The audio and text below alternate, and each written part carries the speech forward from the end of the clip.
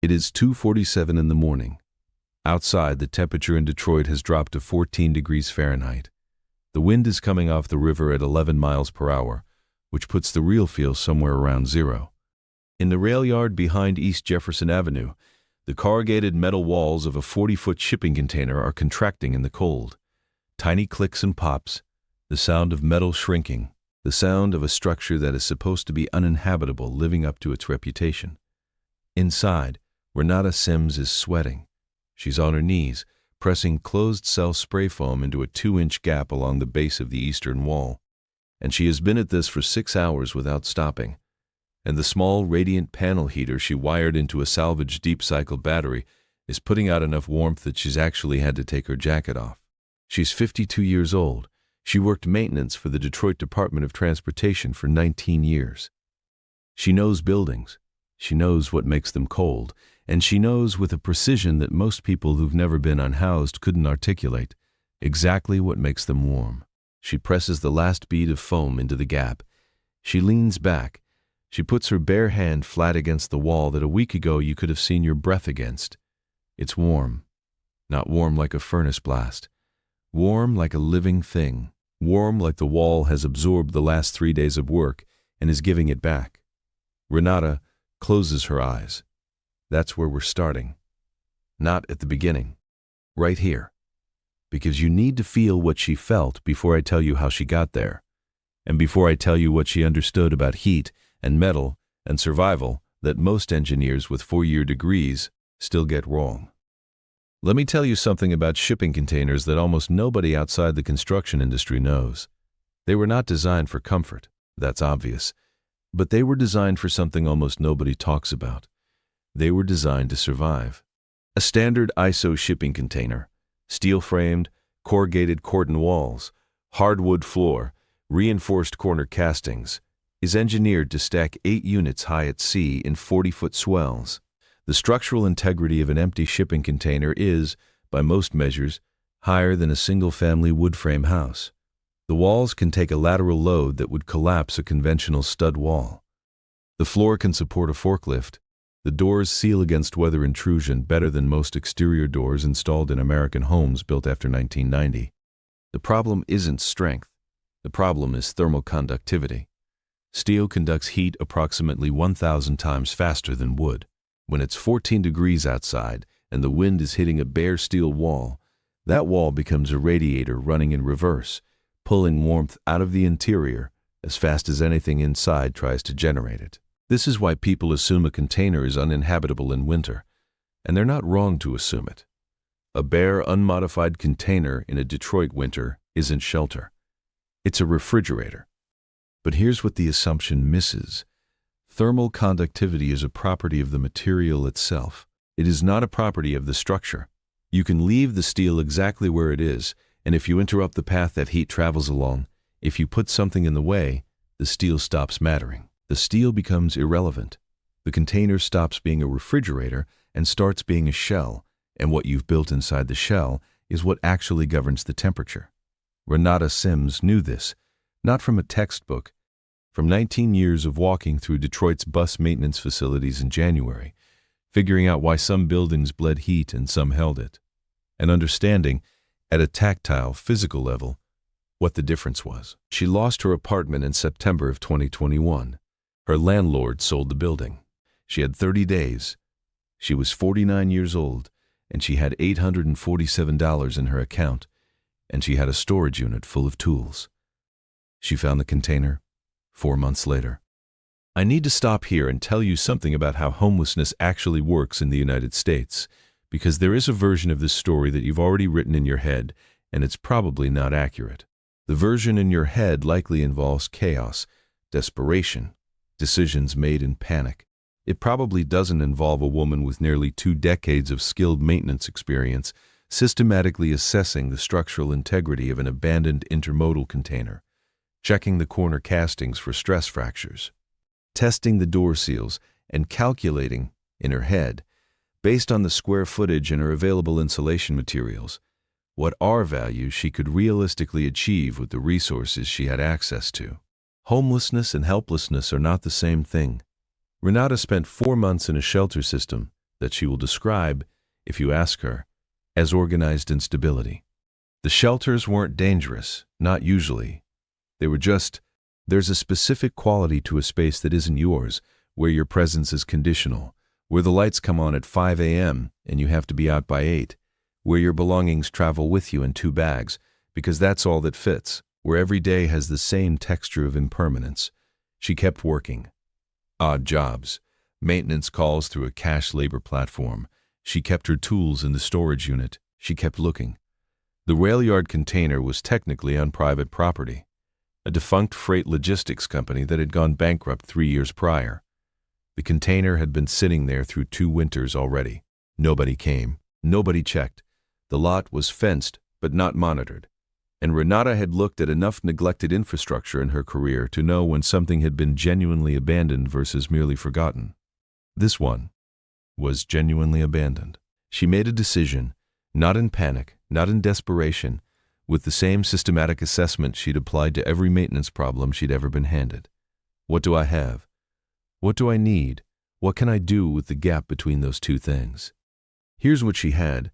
She had tools, a full set accumulated over 2 decades, stored in a 5x10 unit off East Warren Avenue. Drills, saws, levels, a voltage tester, crimping tools, a heat gun, assorted fasteners and labeled bins. She had knowledge, systems knowledge, electrical knowledge, the kind of intuitive grasp of how buildings work that you develop not by studying them, but by fixing them, daily, for years. She had time. And she had, from 3 separate cash jobs in the preceding weeks, $340. She did not have a vehicle. She did not have credit. She did not have anyone helping her. What she did have, and what I think is the part of this story that most people never sit with long enough to understand, was a specific kind of intelligence that our culture consistently undervalues.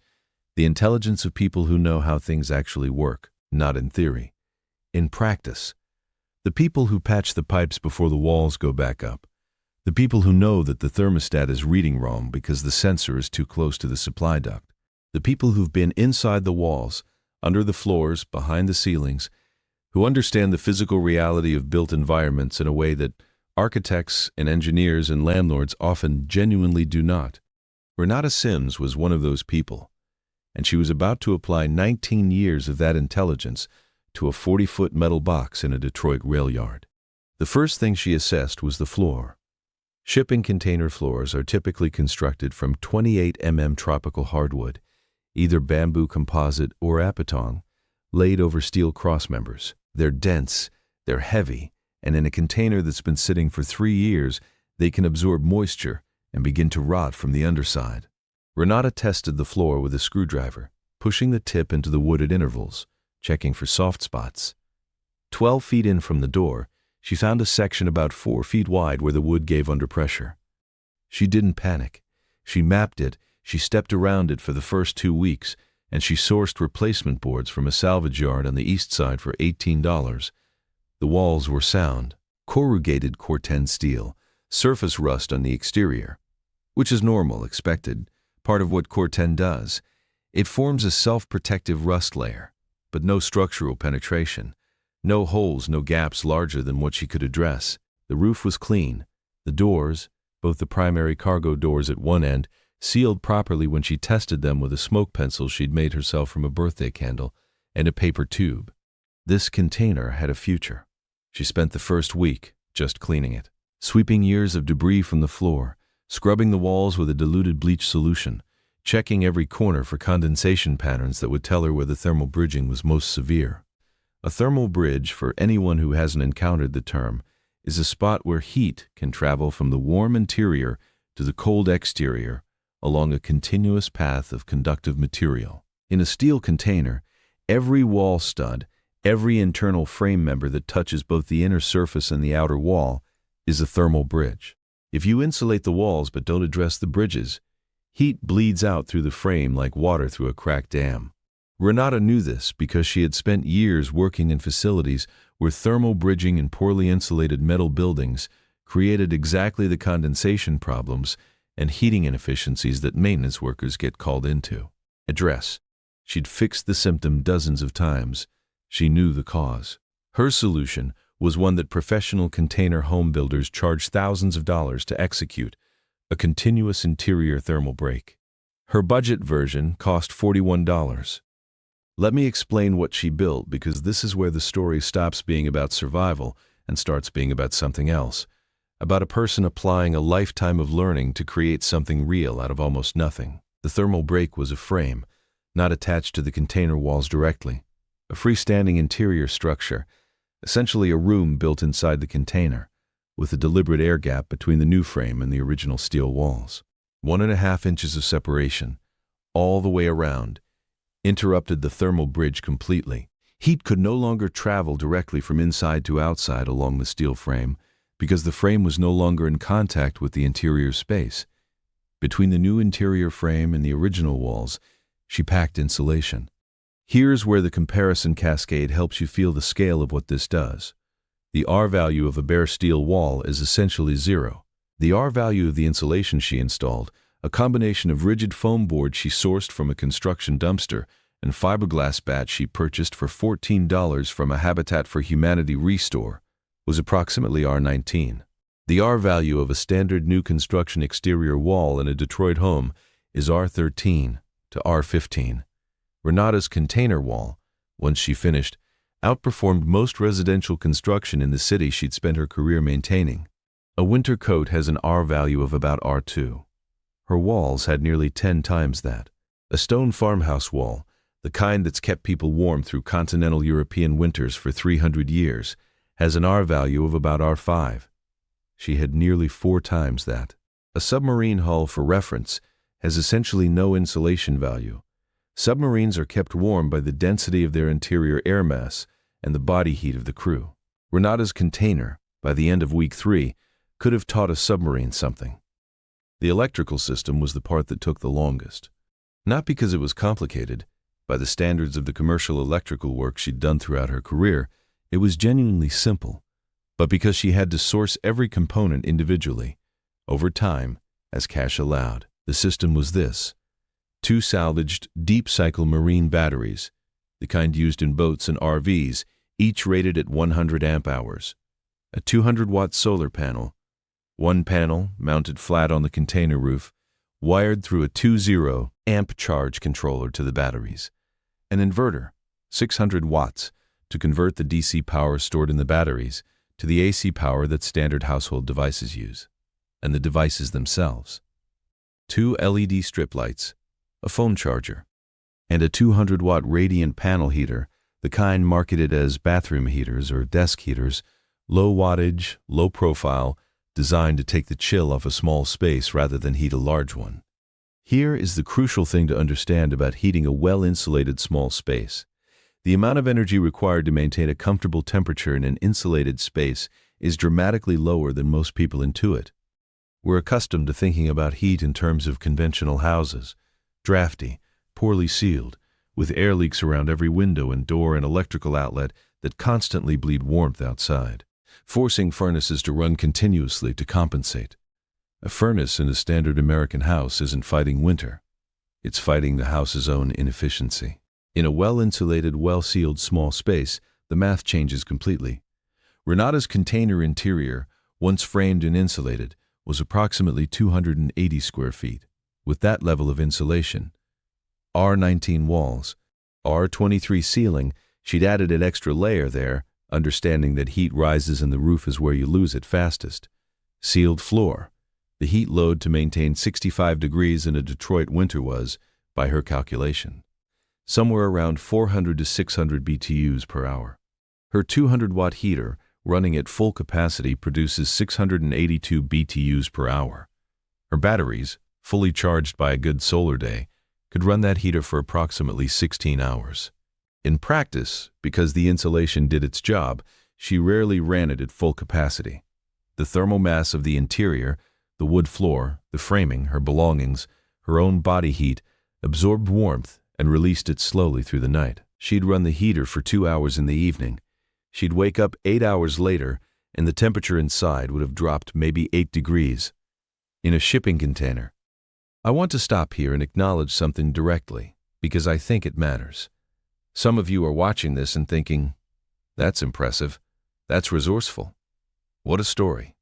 Some of you are watching this and thinking, that's horrifying. This woman shouldn't have had to do this.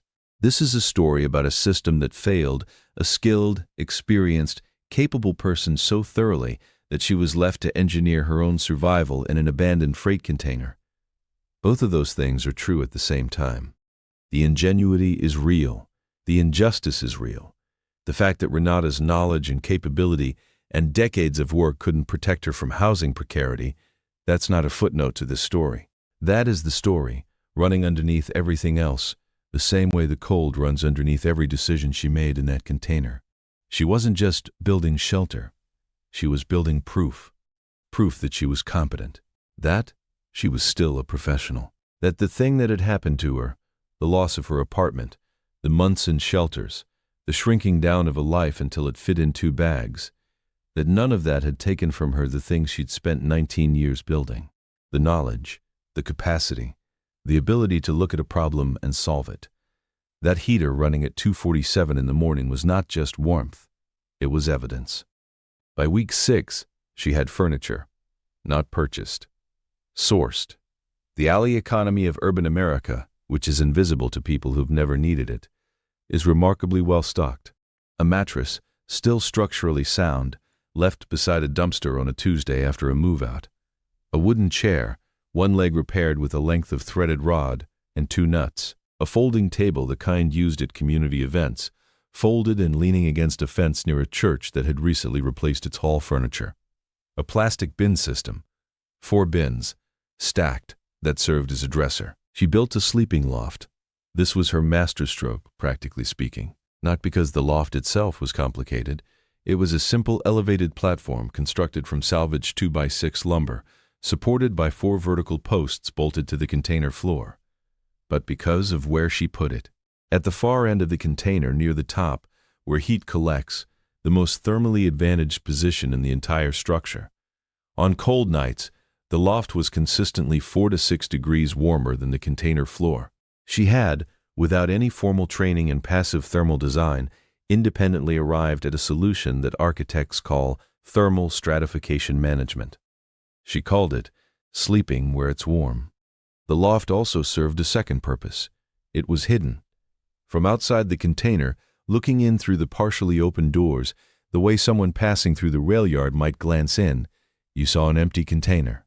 The loft was set back far enough, and the container was long enough that the living space was invisible from the entry. She'd hung a length of dark fabric across the midpoint of the container. Simple, easily moved, but effective at absorbing light and preventing the warm light glow of her LED strips from being visible at night. She had thought about all of this, not after the fact, before. This is what I mean when I say this is an engineering story. Every decision she made was a systems decision. The insulation and the electrical and the loft and the concealment weren't separate solutions to separate problems. They were components of a single integrated design, and the designer was a 50-year-old black woman from Detroit who'd been sleeping in shelters for 4 months and still had the cognitive clarity to think 5 steps ahead. The water situation is where most people assume the story gets grim. It didn't. About 6 blocks from the rail yard, there was a community resource center, the kind of place that offers showers, laundry, meals, a mailing address, phone charging, and lockers. Renata had been using it since her first week at the shelter. She continued using it. The container wasn't meant to replace all of the infrastructure of housed life. It was meant to replace the specific thing that shelters couldn't give her. A space that was hers. A space that didn't require being out by 8 a.m. A space where she could leave her tools without carrying them everywhere, where she could cook a simple meal on the single-burner camp stove she'd acquired in week 4, where she could lie down in the middle of the afternoon if she was tired without asking anyone's permission. The resource center was 5 minutes away by foot. She went there to shower. She brought water back in 2-gallon jugs for cooking and drinking. She had worked out, exactly, carefully, how much water she used per day and how much she needed to carry, and when the jugs needed to be refilled. This is the thing that people who've been housed their entire lives don't understand about living without housing. It doesn't make you less organized. It makes you more organized. It has to. When you have no margin for error, you cannot afford to be casual about logistics. Every resource has to be tracked. Every system has to work. You become, by necessity, a planner of a very specific and demanding kind, because the consequences of a failed plan aren't inconvenience. They're cold. They're hunger. They're being discovered and removed. Renata kept a notebook. Every day, in a small spiral pad she'd bought for 69 cents, she logged what she'd done, what she needed to do, what materials she'd sourced or needed to source, what was working and what wasn't.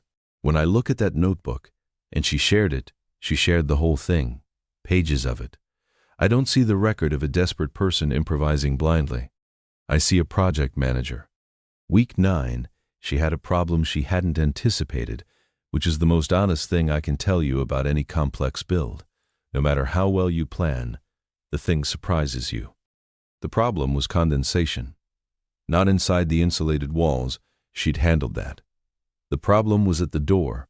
The cargo doors of a shipping container are sealed with rubber gaskets, and when those gaskets are cold, as in the gaskets themselves are chilled down to near freezing by contact with the exterior, and the air inside the container is warm and humid from cooking and breathing, condensation forms at the doorframe in a continuous bead. Left unaddressed, it would drip down and wet the floor. In a matter of weeks, it would begin to encourage mold at the base of the doorframe. She knew this was coming, actually. She'd seen it happen in poorly insulated commercial spaces. She'd just been watching the door for the last 2 weeks, waiting to see exactly where and how the moisture manifested before she addressed it.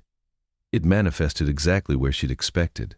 Her solution was a secondary interior door, a simple frame covered with a moving blanket, mounted on hinges 2 feet inside the cargo doors. An airlock, a small dead air buffer zone between the exterior steel door and the insulated interior, analogous to the mudrooms and vestibules that cold climate architects put at the entries of well-designed buildings. Cold air that entered when the cargo doors opened stayed trapped in the vestibule and never reached the warm interior directly. The condensation stopped within 3 days.